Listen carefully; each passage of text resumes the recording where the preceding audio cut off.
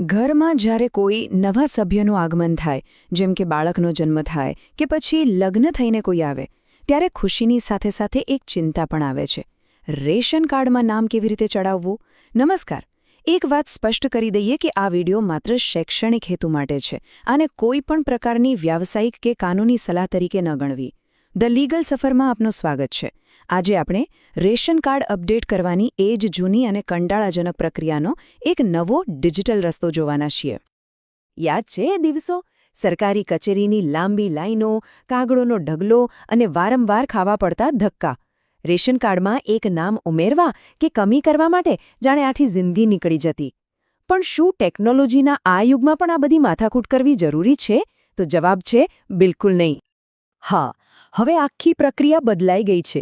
સરકારે એક એવો ડિજિટલ ઉપાય આપ્યો છે જે રેશન કાર્ડમાં ફેરફાર કરવાનું નિયંત્રણ સીધું તમારા હાથમાં, તમારા મોબાઈલ ફોનમાં આપી દે છે. એનો સીધો અર્થ એ છે કે હવે કચેરીના ચક્કર કાપવામાંથી અને બિનજરૂરી પરેશાનીમાંથી મુક્તિ મળી શકે છે. તો આ ડિજિટલ સુવિધાનો લાભ કેવી રીતે લેવો? ચાલો સ્ટેપ બાય સ્ટેપ સમજીએ. કોઈપણ કામ શરૂ કરતા પહેલા થોડી તૈયારી તો કરવી પડે ને? તો ચાલો પહેલા એ જોઈ લઈએ કે આ પ્રોસેસ માટે તમારે કઈ કઈ વસ્તુઓ હાથવગી રાખવી પડશે. જો બહુ લાંબુ લિસ્ટ નથી. આખી પ્રક્રિયા માટે મુખ્યત્વે ફક્ત 3 જ વસ્તુઓની જરૂર પડશે. પહેલું, તમારા રેશન કાર્ડમાં જેનું નામ પહેલેથી જ છે એવા કોઈપણ સભ્યનો આધાર નંબર. બીજું, એ જ આધાર નંબર સાથે લિંક થયેલો મોબાઈલ ફોન, કારણ કે તેના પર એક OTP આવશે. અને ત્રીજું, જે નવા સભ્યનું નામ તમે ઉમેરવા માંગો છો એમની આધાર કાર્ડની વિગતો. બસ આટલી જ તૈયારી કરવાની છે. જરૂરી વિગતો ભેગી થઈ ગઈ? સરસ. તો હવે એપને સેટઅપ કરવાનો સમય છે. અને ચિંતા ન કરતા, આ પ્રક્રિયા ખૂબ જ સરળ છે, જે ફક્ત 3 સહેલા પગલાંમાં જ પૂરી થઈ જશે. સૌથી પહેલાં તમારા ફોનમાં ગૂગલ પ્લે સ્ટોર ખોલો અને સર્ચમાં મેરા રેશન લખો. તમને જે એપ દેખાય એમાં અનાજના ડુંડાવાળો સરકારી લોગો હશે એ જ સાચી એપ છે. એને ડાઉનલોડ કરી લો. એપ ખુલશો એટલે બેનિફિશરીનો વિકલ્પ પસંદ કરવાનો છે અને પરિવારના કોઈપણ સભ્યનો આધાર નંબર નાખવાનો છે. જેવો તમે નંબર નાખશો એમના રજિસ્ટર્ડ મોબાઈલ પર એક OTP આવશે. એ OTP દાખલ કરો એટલે તમે એપમાં લોગિન થઈ જશો. ઓકે, તો હવે તમે એપમાં સફળતાપૂર્વક લોગિન કરી લીધું છે. હવે આપણે એપના સૌથી કામના અને મહત્વના ફીચર પર જઈશું અને એ છે પરિવારના સભ્યોનું સંચાલન. આ એ જગ્યા છે જ્યાંથી તમે સરળતાથી કોઈનું નામ ઉમેરી શકો છો અથવા જરૂર પડીએ દૂર પણ કરી શકો છો. એપની હોમ સ્ક્રીન પર તમને ઘણા બધા વિકલ્પો દેખાશે. એમાંથી તમારે મેનેજ ફેમિલી ડિટેલ્સ લખેલો વિકલ્પ શોધવાનો છે અને તેના પર ક્લિક કરવાનું છે. તમારા રેશન કાર્ડની બધી જ વિગતો આ વિભાગમાં સચવાયેલી હોય છે. અહીં તમને 2 મુખ્ય ઓપ્શન મળશે.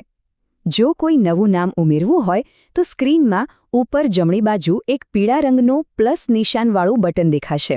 એના પર ક્લિક કરો. અને જો કોઈ સભ્યનું નામ દૂર કરવું હોય, જેમ કે દીકરીના લગ્ન થયા હોય કે કોઈનું અવસાન થયું હોય, તો એ સભ્યના નામની બરાબર બાજુમાં જ એક લાલ રંગનું ડિલીટનું આઇકોન એટલે કે ડસ્ટબિનનું પ્રતીક હશે. તેનો ઉપયોગ કરવાનો છે. જ્યારે તમે નવો સભ્ય ઉમેરવા માટે પ્લસ બટન પર ક્લિક કરશો ત્યારે એક ફોર્મ ખુલશે. એમાં કેટલીક મૂળભૂત માહિતી ભરવાની રહેશે, જેમ કે આધાર કાર્ડ મુજબ તેમનું પૂરું નામ, સ્થાનિક ભાષામાં નામ, જાતિ, જન્મ તારીખ અને કાર્ડધારક સાથે એમનો શું સંબંધ છે, પત્ની, પુત્ર કે પુત્રી.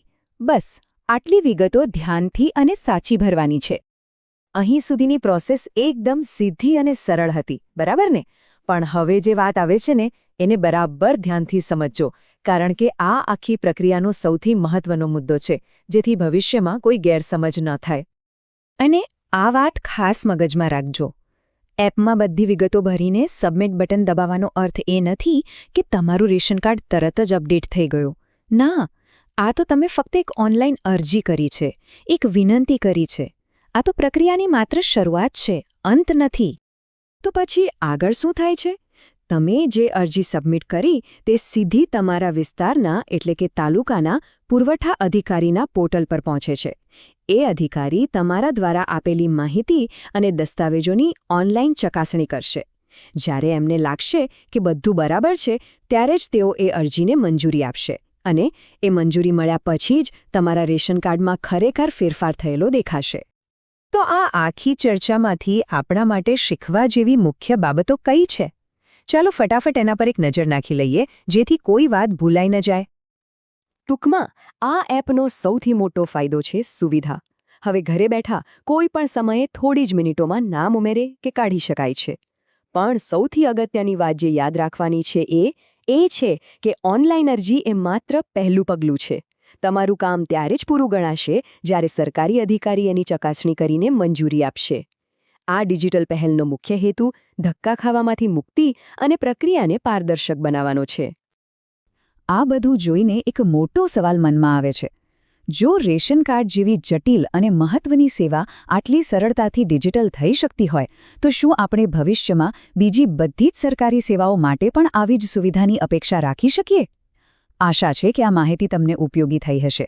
જો તમને આ વિડીયો ગમ્યો હોય તો તેને લાઇક અને શેર જરૂર કરજો અને ધ લીગલ સફર ચેનલને સબસ્ક્રાઇબ કરવાનું ભૂલતા નહીં. આપનો ખૂબ ખૂબ આભાર.